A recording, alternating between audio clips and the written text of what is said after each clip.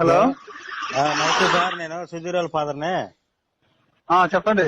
ఆ ప్రిన్సిపాల్ గాడు వాడు మనుషులు దిగితే పుట్టినా బెరగోడ్లు దిగితే పుట్టినా వాడు ఎవడండి? ప్రిన్సిపాల్, మీ ప్రిన్సిపాల్ పిల్లగాడికి అసలే ఏంటండి? ఒంట్లో బాగలేదా, వాడిని ఆత వాదన పడేటట్టు కొట్టినాడు. అమ్మాయి ఇరకలు కొన్ని దంగా ఏంటి మాస్టర్? ఏంటంటారు? పిల్లగాడికి అసలుకే ఒంట్లో బాగలేదా, వాడిని ఎట్ట కొట్టిండు చూడాడు.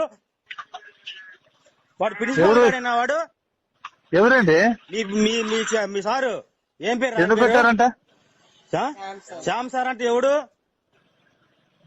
మాట్లాడతారా అండి ఒకసారి? మా పిల్లగాడికి అసలుకే ఒంట్లో బాగలేదా, వాడు బెరగొడ్లు దిగితే పుట్టినా మనుషులు దిగితే పుట్టినవాడు.